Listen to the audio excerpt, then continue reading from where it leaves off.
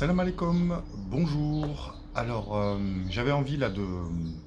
d'enregistrer cette vidéo qui va durer, j'espère, pas trop longtemps, pour partager avec vous quelques idées. Vous savez bien que là, en ce moment, donc le confinement, c'est un moment idéal pour se recueillir, pour réfléchir, pour penser. Et j'aimerais qu'on profite ensemble de ce moment pour parler un petit peu de biodiversité en général, mais surtout de biodiversité en Algérie plus particulièrement. Et puis aussi pour parler de santé et de parler d'une approche peut-être différente et afin que justement donc cette corrélation qu'on pourrait faire entre la biodiversité et la santé, cette approche sanitaire, eh bien peut-être elle nous aidera, Inch'Allah, pour les prochaines crises à venir, parce qu'il y en aura forcément d'autres, à développer peut-être un modèle différent. Parce que comme vous l'avez très bien vu, non seulement le modèle sanitaire en Algérie est catastrophique, mais chose qu'il serait très dangereux ou, comment dirais-je, très stupide d'ignorer, c'est que les modèles, à peu près tous les modèles sanitaires de l'ensemble des pays dans le monde ont montré leurs limites, sont en train de montrer leurs limites. Et malheureusement, je pense, ceux qui ne l'ont pas encore fait vont, si cette crise dure, et elle risque de durer un petit peu plus longtemps que ce qu'on pourrait penser, eh bien, ils vont montrer aussi leurs limites. Alors, si on en revient à la biodiversité, il y a une chose qui est très importante, je pense que tout le monde l'a lu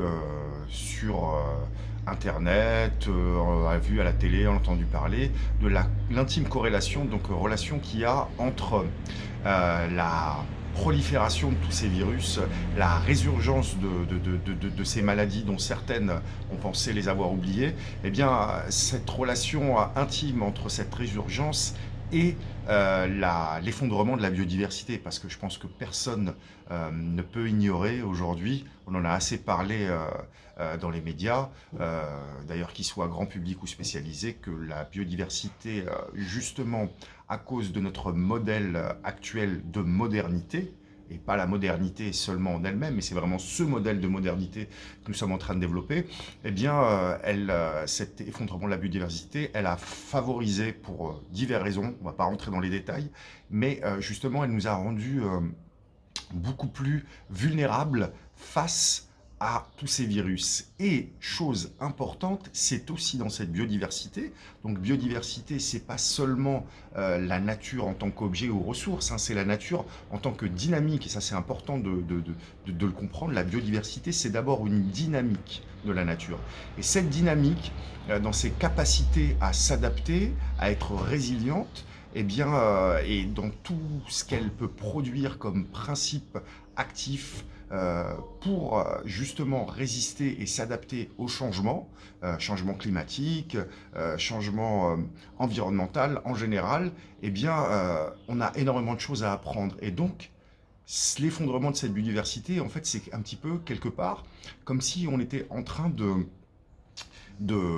brûler des livres, en fait. Parce que chaque euh, élément de la nature, pour qui sait l'observer, et n'oubliez pas que quand même les progrès de la science pendant très longtemps et encore aujourd'hui résident en grande partie sur l'observation de la vie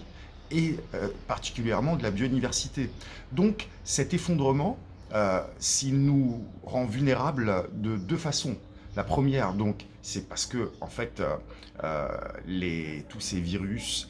toutes ces maladies, elles trouvent en fait de nouvelles opportunités en fait, puisque de nouveaux territoires s'ouvrent pour elles, puisque quelque part l'habitat de l'être humain en s'étendant et celui de certaines espèces animales en se réduisant, eh bien ça ça impose à ces maladies, à ces virus, de changer d'hôte en fait, de type d'hôte, et l'être humain devient eh bien l'hôte peut-être le plus intéressant pour des virus qui peut-être jusqu'à présent avaient plutôt privilégié les animaux plutôt que nous. Donc voilà. Et puis aussi, donc je répète, parce que ça soit d'un point de vue de la recherche, mais aussi d'un point de vue de la médecine, eh bien où allons-nous chercher justement tous ces principes, tous ces produits, tout ce qu'il faut pour nous soigner? Ça, c'est une chose très très importante. Donc, ce qu'il faut comprendre, c'est que nous, en Algérie, nous avons quand même la chance, malgré ce qu'on pourrait penser, malgré ce que nous, les citadins, voyons, c'est vrai que nous sommes beaucoup confrontés à une pollution qui est très visible, mais dans l'ensemble, l'Algérie, quand même, il faut savoir qu'une étude récente a classé l'Algérie quand même comme étant un des pays, un des 10 pays au monde qui avait une nature relativement sauvage. Et surtout, fait très intéressant, notre pays, de par la particularité de ses climats, de par la particularité de ses paysages, de par la particularité de sa biodiversité, en fait, elle contient ce qu'on appelle un taux d'endémisme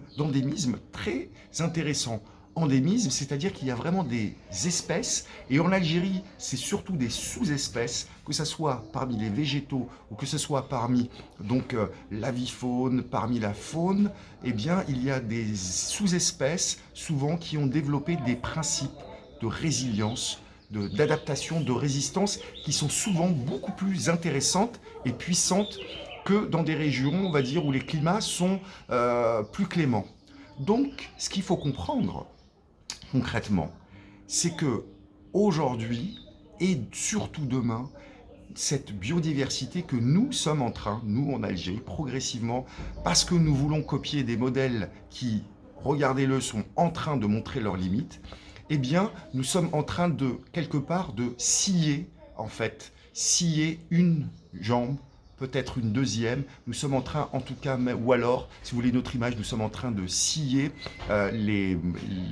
comment dirais-je, les pieds des chaises sur lesquelles nous sommes assis. Parce que vraiment, cette biodiversité, elle est pour nous un support, une garantie très importante d'équilibre. Donc quand nous attaquons cet équilibre, nous faisons en premier lieu une guerre contre nous-mêmes. Cette chose dite, il faut savoir aussi que cette biodiversité, elle ne date pas d'aujourd'hui et que nos ancêtres ont appris à la comprendre, à l'utiliser, à la valoriser, et notamment dans leur manière de se nourrir, dans la manière de se soigner, dans leur manière de vivre au général. Et une chose est sûre, c'est qu'il nous reste encore énormément de choses à apprendre et à réapprendre de ce patrimoine. Et ce patrimoine, donc c'est un patrimoine culturel, je pourrais même dire identitaire, patrimoine au pluriel, effectivement, autant qu'il y a justement de diversité et de variété en Algérie, que ce soit autant au niveau de la biodiversité que des traditions, des coutumes, des régions, des paysages, mais singulière parce qu'aujourd'hui, la modernité de notre pays, justement, elle doit résider dans notre capacité à faire de cette diversité une unité cohérente, une complexité, et non pas la simplifier, la centraliser, la normaliser, la sectoriser, en faire quelque chose de complètement qui n'aurait aucune justement subtilité, aucune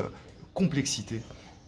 Et notre modernité, elle réside ici. Il ne faut pas oublier que aujourd'hui, à l'heure actuelle où on parle beaucoup de la Chine, quand même la Chine qui est un pays dont on est en train de vanter sa manière de procéder aujourd'hui face à ce virus, un virus quand même, n'oublions pas, qui a émergé chez eux. Eh bien, moi, ce qui m'intéresse beaucoup plus de la Chine, c'est son passé, et notamment à l'époque impériale, une tradition chinoise qui normalement devrait aujourd'hui, et je pense, de ce que je me suis renseigné, c'est une tendance qui est en train de, justement, comment dirais-je, qui est en train d'émerger dans l'esprit de certains groupes pharmaceutiques ou d'autres entrepreneurs, eh bien, c'est que tout simplement, pendant très longtemps, en Chine, le médecin, en fait, était payé à l'année. On payait comme un abonnement. Et sa fonction, c'était de vous maintenir en bonne santé. Sa fonction, elle était préventive. Et quand on tombait malade, justement, on ne payait pas. Il devait assumer, en fait, donc le fait que vous étiez malade parce que, justement, il n'a pas su vous conseiller ou vous proposer la meilleure hygiène de vie possible pour que vous ne tombiez pas malade. Eh bien, aujourd'hui, à l'ère justement où des maladies de plus en plus dangereuses, virales, nous guettent, je pense qu'il est temps de, justement, sachant que nous n'avons peu de moyens, il est temps de spécialiser, de mettre nos moyens technologiques justement, les plus pointus, et nos moyens financiers justement à avoir le matériel, la technologie suffisante justement pour pouvoir, en cas de crise importante, traiter ce qui n'est pas traitable autrement. Mais pour tout un tas d'autres maladies que l'on pourrait justement prévoir justement avant qu'elles ne surviennent, donc prévenir c'est guérir. Si si nous investissions beaucoup plus sur le respect de l'environnement, sur une meilleure alimentation, sur plus de sport, sur aussi justement profiter de nos magnifiques paysages aussi et de favoriser la culture, favoriser les sorties de nature justement parce qu'on sait qu'il y a une relation aussi entre le mental et le physique. Donc tout ça pour dire qu'en fait, il est peut-être temps de repenser à l'avenir le modèle sanitaire algérien et d'en faire un modèle d'abord de prévention, un modèle où le comportement et où l'empathie, la mise en valeur de la biodiversité sera au cœur donc du quotidien pour que justement nous puissions peut-être pour qu'il y ait moins de toutes ces maladies, toutes ces petites maladies qui seraient tout à fait gérables si nous avions un environnement beaucoup plus sain et des comportements beaucoup plus sains, eh bien, serait beaucoup plus gérable et permettrait justement de désengranger nos hôpitaux, de permettre de les spécialiser vraiment, ou en tout cas de mettre les moyens sur des équipements qui seraient vraiment, comment dirais-je, inévitables, indispensables. Et voilà, et je pense que c'est bien de demander plus d'hôpitaux, je comprends tout à fait, et il nous en faut parce qu'il y a beaucoup de maladies, hormis coronavirus, il y a le mode de vie, le mode de production, de consommation dans lequel notre pays est rentré depuis à peu près une cinquantaine d'années et effectivement producteur de maladies. Tout le monde le sait, donc nous avons encore besoin d'hôpitaux. Mais à long terme, il va falloir comprendre que nous avons encore plus besoin de santé, encore plus besoin de respect de l'environnement, encore plus besoin de mise en valeur de la nature, encore plus besoin d'humilité, d'empathie avec cette dernière. Et ça, c'est très très important à comprendre. Et j'aimerais donc finir cette vidéo par justement ce plaidoyer pour la biodiversité algérienne, pour vous rappeler donc que la biodiversité en Algérie est une biodiversité qui a de nombreux titres, est particulière et porte en elle la résilience, la résistance, la survie. Ce serait une terrible erreur de ne pas s'appuyer sur ce savoir local et endémique et d'aller constamment chercher non seulement la vérité ailleurs, voir si l'herbe est plus verte, et encore plus de la détruire. Je vous remercie pour votre attention. J'espère que cette vidéo vous fera réfléchir et